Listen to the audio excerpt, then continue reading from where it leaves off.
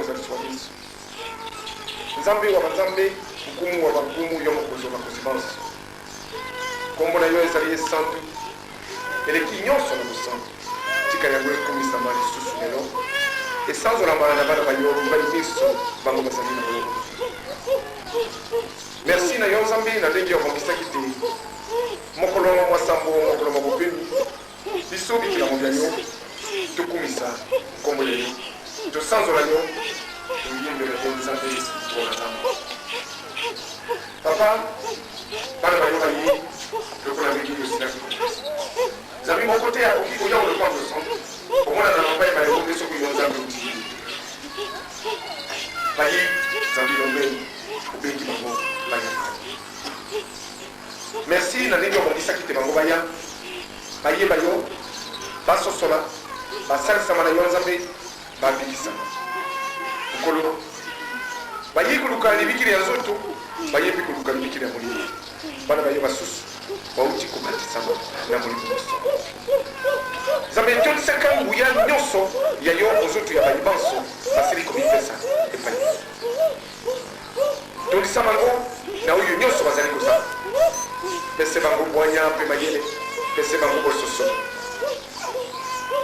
Tolisa bango na kondima Nzambe, kondima ezali likambo ya yo Nzambe.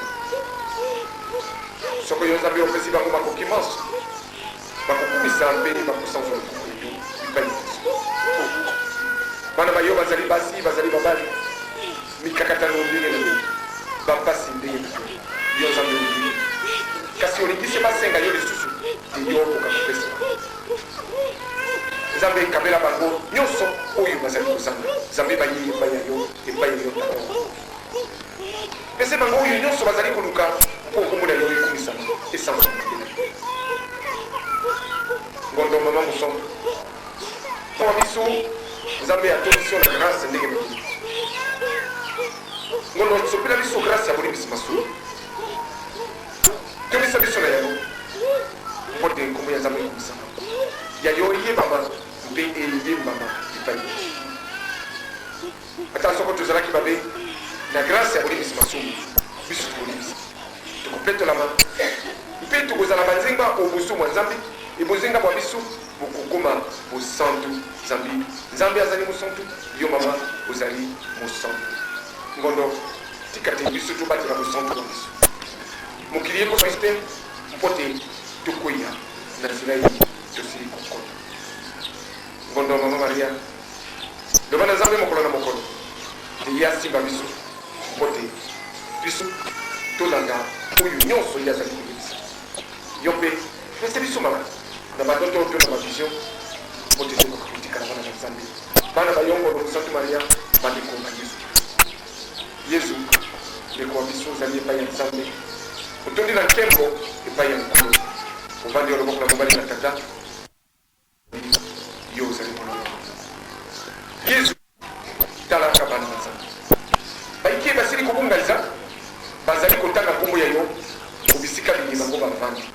Bisika biye bango bazali koloba maloba na Yesu Kristo.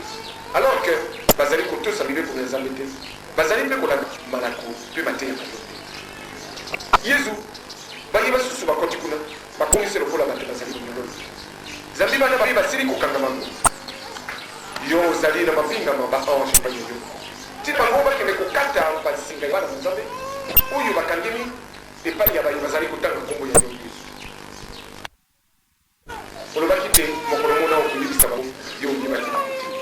Mais naino bango bazali na bomoi boyi mpe bazali konyokola bandeko bayo bana basusu ba Nzambe. Bazali kotia bango mateya mayima longo bano te. Bazali kokotisa bango na banzela oyo Nzambe alaki te. Yo Yesu sala nyonso mpo te olakisa bana ba Nzambe mayima basengeli koyeba mpo te balongwa na monyololo baya babisa. Molimo mosungi mobateli mokudia motumba bana ba Nzambe batondi na eseko Nzambe bayike babatisami na molimo. Molimo topana lisusu epai ya bayebanso bazali na elikya bazali na mpoza ya kolanda Nzambe bayebanso bazali kosomela tona na bango batela bakumbulila bango pese bango banya pese bango mayele pese bango susu tolisa bango na makambo nini na nini mpo te bango